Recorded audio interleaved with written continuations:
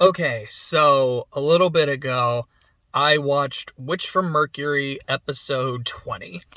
And my plan was to watch like another two, maybe three episodes today. Probably do a video on that sometime tomorrow. And then after that, finish the last 2 to 3 episodes of the show.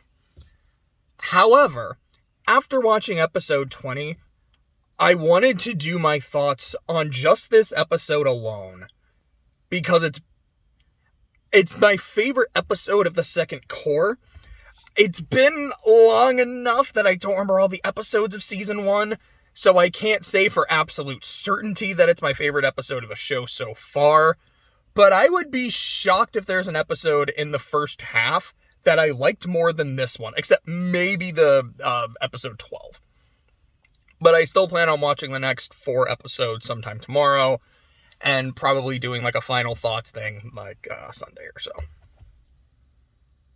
So in terms of plot, there are like some pretty big fucking things that happen in this episode, which do elevate it. You've got Nika returning to the Earthian house.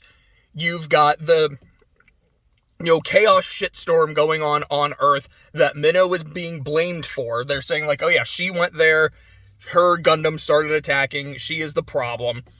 And you've got good guy Gwell going after Shadik, and the two of them having a Gundam fight in space, and essentially the two of them like blowing up each other's Gundams, but it essentially feels like it ends with Shadik loot. Like it's a tie in a sense, but like he's been found out, he's getting captured, but his prisoner still escaped. Or excuse me, like he like got his prisoner away so they weren't able to capture him. So maybe in a sense it's kind of a win for him, maybe it's still more a win for Gwell, I'm not 100% sure. Shadik being super angry because like, you let Minnow get her hands dirty. I fucking hate you for this. Like, no, I know the kind of person she is. She wouldn't do this. Either she was manipulated into this, or you like tricked her into doing this, and I will never forgive you for this, you stupid motherfucker. Like, all that shit was really good and really interesting. The reason it's easily my favorite episode is because of how uncomfortable it was. And not just uncomfortable in this, like a couple episodes ago, a child fucking died. The last, 2 episodes was just emotional gut punches with what was going on with Soletta. With Minnow breaking up with her, like rigging the duel to break up with her. Her mech breaking up with her, and then her mom being like, I don't need you anymore. And all 3 of them being like, yeah, but we did it for her own good. This was uncomfortable because almost the entire episode, well, not the entire episode, because a lot of it was Gwell and Shadik, was essentially a school shooting. And I will say, I have never been involved in a school shooting, and I thank God for that. It's something that, I don't want to say it's like genuinely, it's not something that like keeps me from going out. I still go out to places, but it's still fucking scary. Like, whenever you hear about it on the news, and the fact that and I feel like a lot of other people too, just become so desensitized to the idea of mass shootings that they feel normal, that's what's really fucking scary. And that's what this episode is. It is Nerea, who, after seeing the shit that happened on Earth, and it's like, these fucking stations, they, like, when is enough going to be enough? Like, they went to our planet, pretended to be like they were here for peace, just to kill more of my people. I am fucking sick of it. So when shit starts, she's like, I'm gonna go into a Gundam. And I don't care that I'm going to die, because that's what happens when you pilot a Gundam. Unless your name is Soletta, you are going to die. And I am perfectly willing and looking forward to dying so I can be reunited with my friend, but I'm taking some Spatians with me. And it's just how angry she is while she's doing this. And it's like, it is clearly motivated by anger. Like, I imagine a lot of mass shootings are. And it's not just like her rage as she's doing it. It's not just how willing she is to die afterwards. You also see the terror and the helplessness of the people caught in the crossfire. Suletta does not have Ariel in this. Like, she doesn't have a Gundam she can pilot. She is just running for her life. And I believe the name is Petra. It's like another student is also running for her life. And there's a scene where they're running, like Petra sees a girl, picks the girl up on her shoulder. She starts running. She's like, okay, when we get out of this, like, if I survive, this is what I want. Like, I'm going to go to my boyfriend. I'm going to call him an asshole for standing me up. He's going to owe me a nice lunch. He's going to owe me a nice dinner.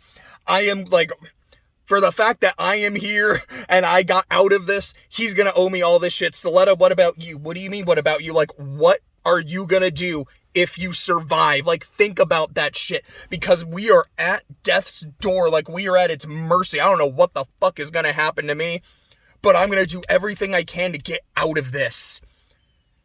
Like I said, like, the terror and the helplessness of these people, and she doesn't make it.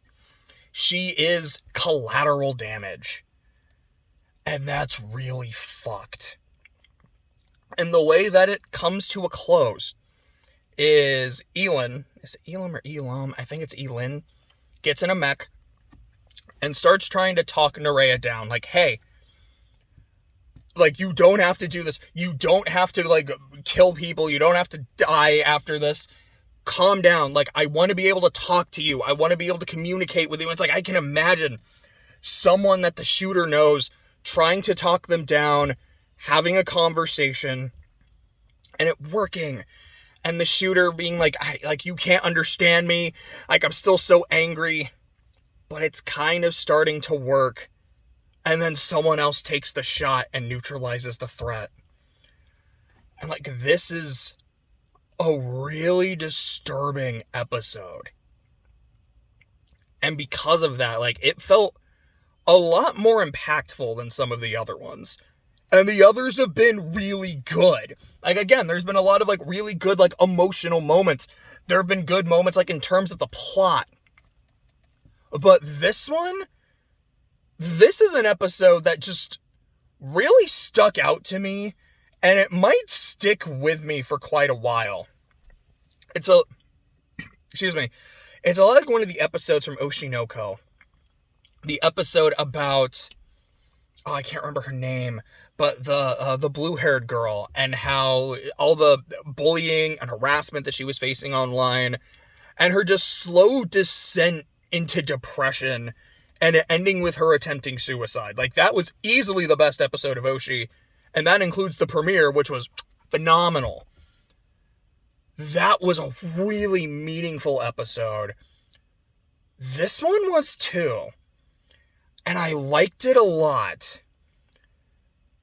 I'm definitely, like, in terms of the plot, I'm very excited to see where this show goes.